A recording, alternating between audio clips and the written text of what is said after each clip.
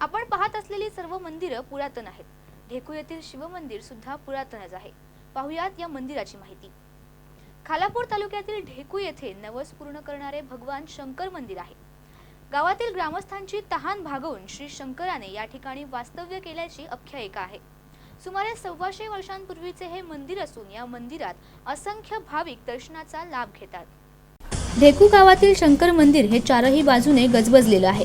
हा परिसर औद्योगिक वसाहतीचा असल्याने ढेकू गाव आणि कारखाने यांच्या मधूनच जाणाऱ्या सातगाव रस्त्यालगत हे मंदिर असल्याने आपोआपच प्रवास करताना प्रवाशांचे हात जोडले जातात। मंदिरात प्रवेश करताना प्रथम नंदीचे दर्शन घेऊन गाभाऱ्यात प्रवेश करून खाली उतरून जावे लागते।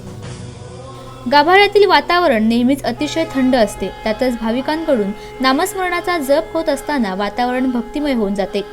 रोज सकाळी या रस्त्यावरून प्रवास करणारे प्रवासी आवर्जून मंदिरात दर्शन घेण्यासाठी थांबत असल्यामुळे सकाळच्या वेळी हे मंदिर नेहमीच गजबजलेलं असतं। 125 वर्षांपूर्वी हे गाव लहान होते। त्यावेळी गावात एका बाजूला पिण्याच्या पाण्याची विहीर होती। पुढील काळात गाव वाढत गेल्याने त्या विहिरीचे पाणी गावाला पुरेनासे झाले।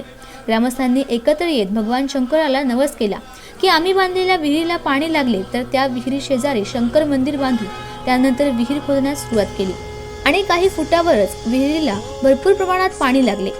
त्यामुळे ग्रामस्थांनी याच विहिरीच्या शेजारी शंकर मंदिर बांधले आणि तिथे पिंडीची स्थापना केली। विहीर म्हणजे ज्या टायमाला इथं देऊळ नव्हता, पूर्वी पाण्याची टंचाई असायची, त्या टायमाला इथं लोकांनी नवस केला की आमची इथं विहीर बांधू आम्ही। त्या विहिरीला जर पाणी लागलं तर नंतर मग आम्ही इथं शंकराचं मंदिर बांधू। त्या टायमाला मग विहीर खणली, लोकांनी विहीर बांधली आणि मग त्याला पाणी लागलं तर मग लोकांनी विचार करून शंकराचं मंदिर बांधून टाकलं। 125 वर्षांपूर्वीचे हे शंकर मंदिर लोकसहभागातून बांधण्यात आले। त्यानंतर 1955च्या दरम्यान पिंडीच्या चारही बाजूला अर्धवट भिंती बांधून कौलारू छत चढवले। त्यानंतर लाकडाचा वापर करीत पूर्ण मंदिर बांधण्यात आले। मंदिराचं नवीन बांधकाम करावं या दृष्टिकोनातून 1984च्या काळात मंदिराचे पूर्ण बांधकाम तोडून मजबूत दगडी जोता बांधून गाभाऱ्याचे पूर्ण काम करीत चौकोनी कळस बसविला। पुन्हा 2015 मध्ये ग्रामस्थांनी शेजारी असलेल्या कारखान्यांच्या मदतीने भव्य मंदिर बांधण्यात आले। हे मंदिर साधारण 100 ते 125 वर्षापूर्वीचं आहे। जेव्हा हे गाव आमचं वसलं त्याच्यानंतर काही लोकांच्या सहभागातून इकडे एक विहीर खोदली गेली पाण्याची टंचाई असल्यामुळे आणि हा एक मंदिर बांधला गेला। त्याच वेळेस गावदेवीचं सुद्धा मंदिर आमच्याकडे बांधलं गेलं। काही वर्षांनी गावातीलच काही लोकांनी त्याची दुरुस्ती करून साधारण 55-56च्या दरम्यान ह्या मंदिरावरती कौलं चढवली।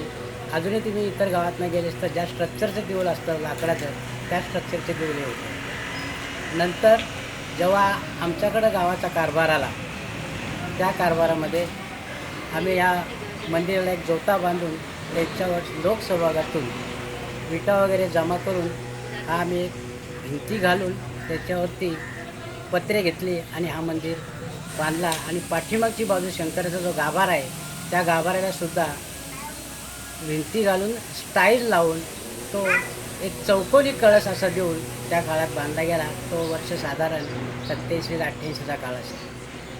त्याच्यानंतर मी ग्रामपंचायत सरपंच झाल्यानंतर काही आम्ही इथे सुधारणा करून या भागाची स्वच्छता केली आणि या भागात काही लोकांच्या सहभागातून परत या ज्या मंदिराला एक कळस देऊन चौकोनी कळस दिला आणि त्याच्याही नंतर एक 10-15 वर्षांनी साधारण 2005च्या दरम्यान या दोन्ही देवळावरती मोठे कळस उभे केले गेले। त्या कळसाला या भागातील कंपन्यांनी आणि काही ग्रामस्थांनी लोकांनी सहभाग घेतला आणि तो कळस पूर्ण करून टाकला। अशा पद्धतीने आमचं हा मंदिर उभा राहिला।